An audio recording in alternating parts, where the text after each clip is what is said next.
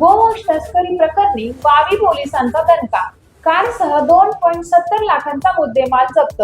सिन्नर तालुक्यातील वावी पोलीस ठाण्याच्या हद्दीत गोवंश तस्करी करणाऱ्या विरोधात वावी पोलिसांनी धडक कारवाई करत टोयोटा कंपनीची कार आणि 2 गोवंश जनावरे असा एकूण 2,70,000 रुपयांचा मुद्देमाल जप्त केला आहे.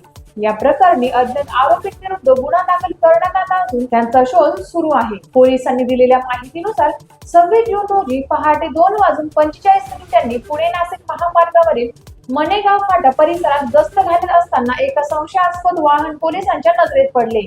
तात्काळ वाहन थांबवून तपासणी केली असता MS43 AL 9998 क्रमांकाचे टोयोटा कारमधून महाराष्ट्र पशुसंरक्षण कायद्याचे उल्लंघन करून गोवंश जनावरांची क्रूरपणे वाहतूक केली जात असल्याचे उघड झाले. तपासणीत वाहनातून 70,000 रुपये, 2 गोवंश जनावरे तसेच 2 लाख रुपये किमतीची टोयोटा कार असा एकूण 2,70,000 रुपयांचा मुद्देमाल जप्त करण्यात आला. चालक मात्र पोलिसांना चकवा देऊन पसार झाला. या प्रकरणी भारतीय न्याय संहिता कलम 325 तसेच महाराष्ट्र पशुसंरक्षण अधिनियमातील संबंधित कायद्यान्वये अज्ञात आरोपी विरुद्ध वावी पोलीस ठाण्यात गुन्हा दाखल करण्यात आला व फरार आरोपीचा शोध पोलीस घेत आहेत. टाइम्स ऑफ महाराष्ट्रसाठी सिन्नर तालुका प्रतिनिधी नवनाथ आव्हाड यांचा रिपोर्ट.